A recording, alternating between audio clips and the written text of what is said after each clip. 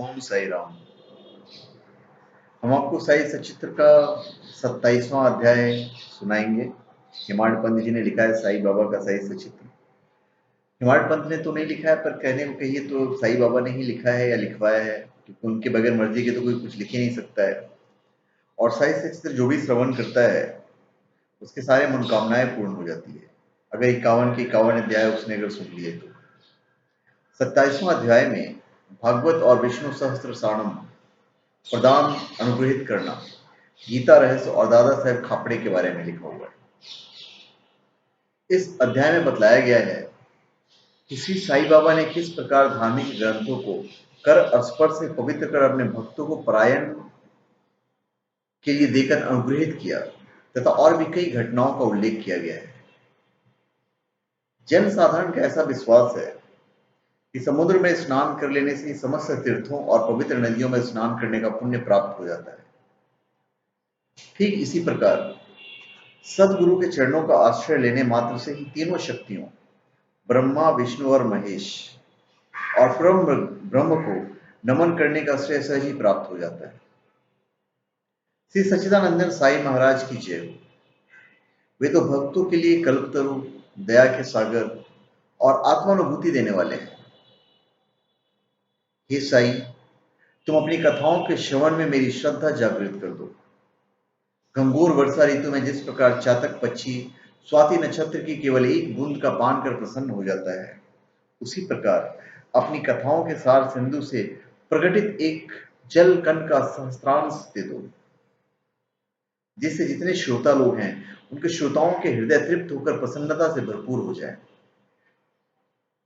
शरीर से श्वेत प्रवाहित होने लगे, आंसुओं से नेत्र परिपूर्ण हो जाए, प्राण स्थिरता पाकर चित्त एकाग्र हो जाए और पल पल पर रोमांच हो उठे। ऐसा सात्विक भाव सभी में जागृत कर दो।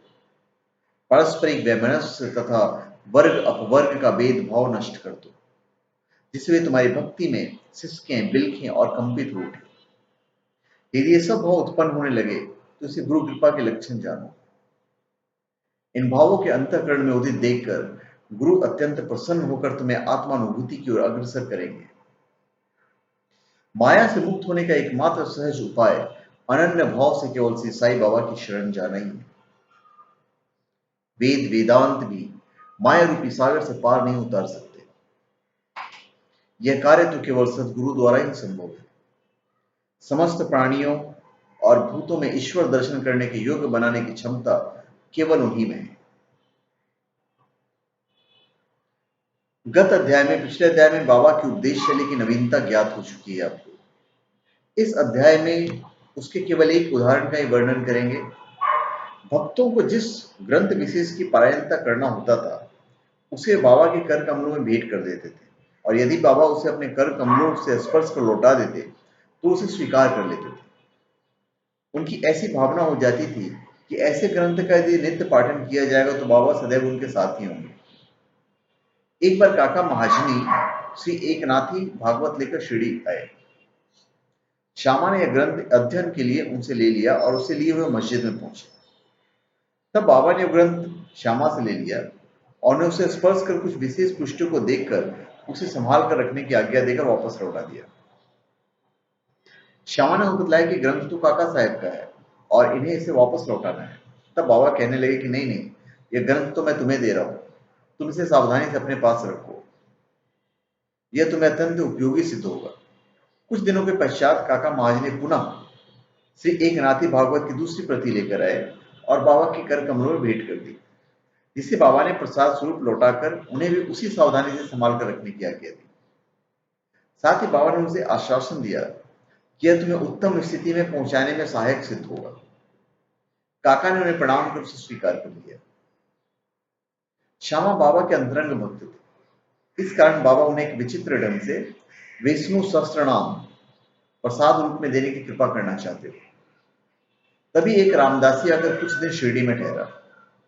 वह नित्य नियमानुसार प्रातः काल उठता और हाथ मुंह धोने के पश्चात स्नान कर भगवा वस्त्र धारण करता था तथा शरीर पर भस्म लगाकर विष्णु सहस्त्रनाम का जाप किया करता था और बहुधा इन्हीं ग्रंथों को ही पढ़ा करता था।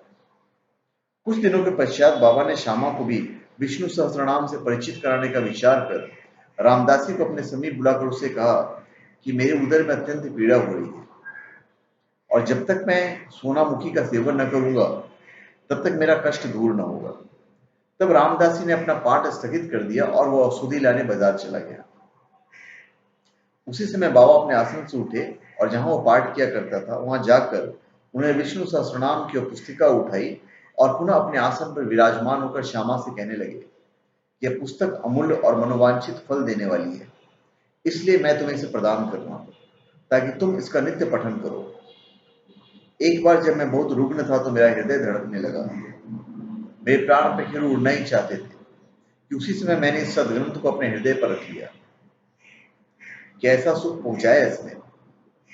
उस समय मुझे ऐसा भान हुआ मानो अल्लाह ने स्वयं ही पृथ्वी पर आकर मेरी रक्षा की।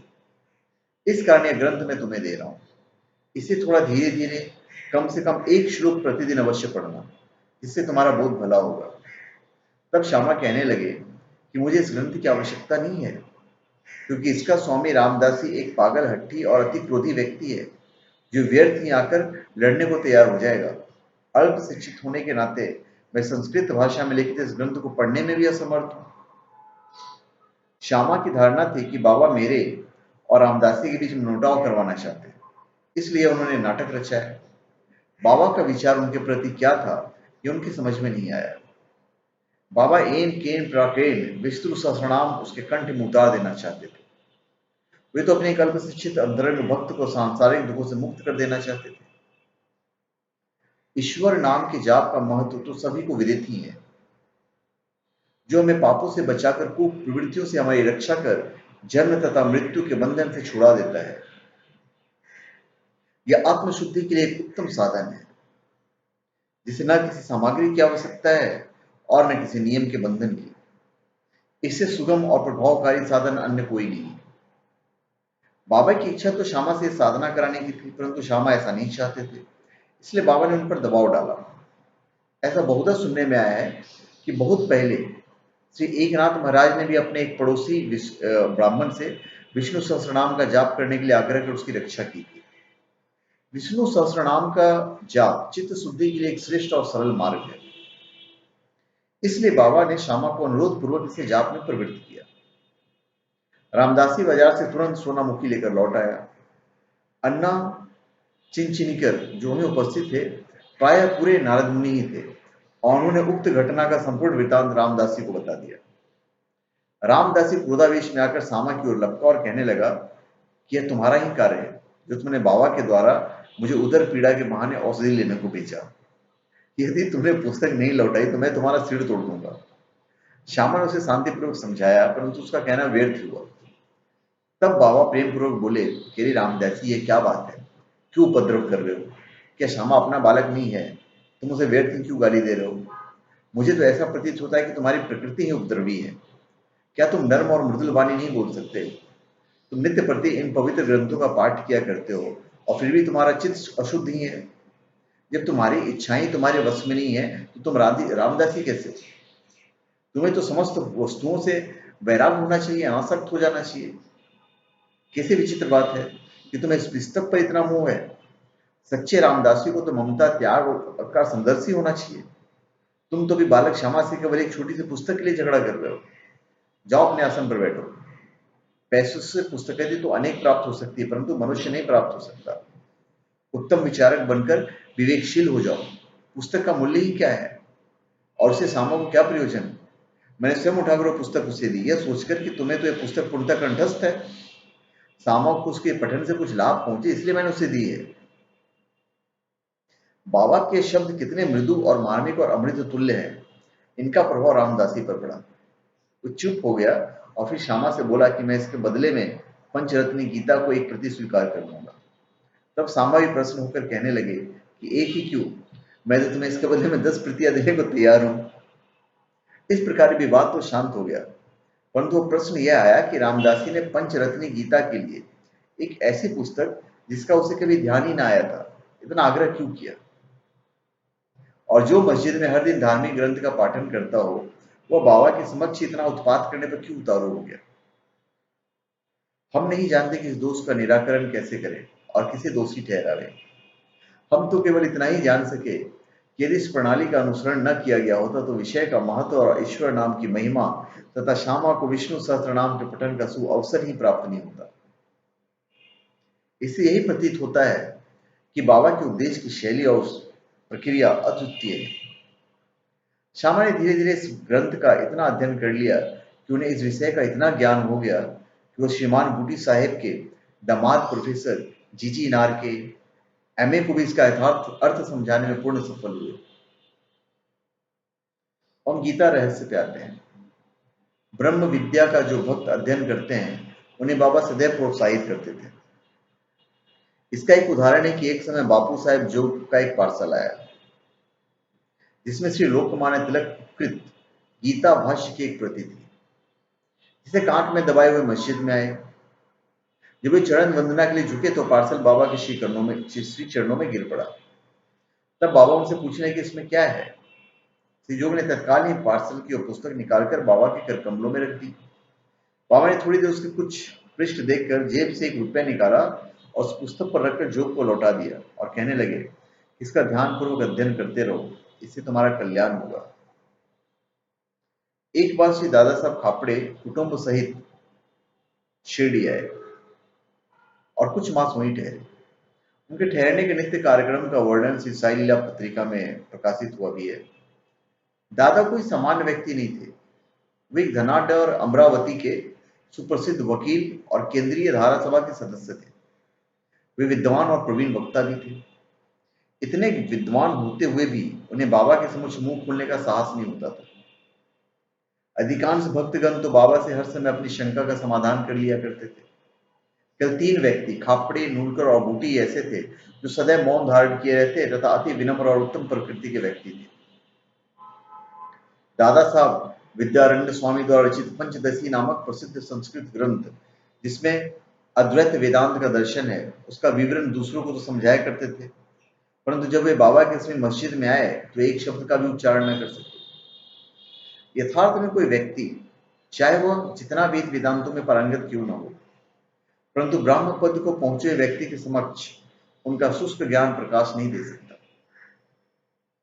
दादा 4 मास तथा उनकी पत्नी 7 मास वहां ठहरी। वे दोनों अपने शिरडी प्रवास से अत्यंत प्रसन्न थे। श्रीमती खापटे श्रद्धालु तथा पूर्ण भक्त थी, इसलिए उनका साई चरणों में अत्यंत प्रेम था। प्रतिदिन दोपहर को स्वयं नैवेद्य लेकर मस्जिद को जाती और जब बाबा उसे ग्रहण कर लेते तभी लौटकर अपना भोजन किया करती। बाबा उनकी अटल श्रद्धा की झांकी और दूसरों को भी दर्शन कराना चाहते थे। एक दिन दोपहर को वे सांजा, पूरी, भात, सार, खीर और अन्य भोजन पदार्थ लेकर मस्जिद में आई। और दिन तो भोजन प्राय घंटों तक बाबा की प्रतीक्षा में पड़ा रहता था, परंतु उस दिन वे तुरंत उठे और भोजन के स्थान पर आकर आसन ग्रहण कर लिया और थाली पर से कपड़ा हटाकर उन्हें रुचिपूर्वक भोजन करना प्रारंभ कर दिया। तब श्यामा कहने लगी कि पक्षपात क्यों? दूसरों की थालियों पर तो आप दृष्टि तक नहीं डालते, उल्टे उन्हें फेंक देते हो, परंतु आज इस भोजन को आप बड़ी उत्सुकता और रुचि से खा रहे हैं। आज इस बाई का भोजन आपको इतना स्वादिष्ट क्यों लगा? इस विषय तो हम लोग के लिए एक समस्या बन गया है। तब बाबा ने समझाया कि सचमुच इस भोजन में एक विचित्रता है। पूर्व जन्म में यह बाई एक व्यापारी की मोटी गाय थी जो बहुत अधिक दूध देती थी। पशु ने त्याग कर इसने एक माली के कुटुंब में जन्म लिया। इस जन्म के उपरांत फिर वो एक क्षत्रिय वंश में उत्पन्न हुई और इसका विवाह एक व्यापारी से हो गया। दीर्घ काल के पश्चात इनसे भेंट हुई है, इसलिए इनकी थाली में से प्रेम पूर्वक 4 ग्रास तो खा लेने दो। ऐसा कहकर बाबा ने भरपेट भोजन किया और फिर हाथ मुंह धोकर और तृप्ति की 4-5 ढकारे लेकर वे अपने आसन पर पुनः आ विराजे। फिर श्रीमती खापड़े ने बाबा को नमन किया और उनके पाद सेवन करने लगी। बाबा उनसे वार्तालाप करने लगे और साथ साथ उनके हाथ भी दबाने लगे। इस प्रकार परस्पर सेवा करते देख श्यामा मुस्कुराने लगा और बोला, देखो तो यह एक अद्भुत दृश्य है कि भगवान और भक्त एक दूसरे की सेवा कर रहे हैं।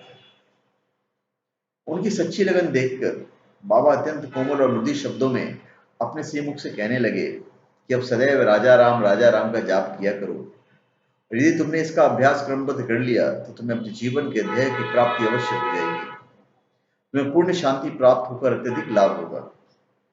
आध्यात्मिक विषयों से अपरिचित व्यक्तियों के लिए यह घटना साधारण सी प्रतीत होती थी, परंतु शास्त्रीय भाषा में यह शक्तिपात के नाम से विदित है, अर्थात गुरु द्वारा शिष्य में शक्ति संचार करना। बाबा के शब्द कितने शक्तिशाली और प्रभावकारी थे, जो एक क्षण में ही हृदय कमल में प्रवेश कर गए और अंकुरित हो गए। यह घटना गुरु शिष्य संबंध के प्रकार आदर्श का द्योतक है। गुरु शिष्य दोनों को एक दूसरे के अभिन्न जानकर प्रेम और सेवा करनी चाहिए, क्योंकि उन दोनों में कोई भेद नहीं है। वे दोनों अभिन्न हैं और एक ही हैं, जो कभी पृथक नहीं हो सकते। शिष्य गुरुदेव के चरणों पर मस्तक रख रहा है, यह तो केवल बाह्य दृश्य मात्र है। आंतरिक दृष्टि से दोनों अभिन्न हैं और एक ही हैं, और जो उनमें भेद समझता है वो अभी अपरिपक्व और अपूर्ण है। तो धन्यवाद। आप हमारे चैनल पे सब्सक्राइब करें और अपने कमेंट दीजिए।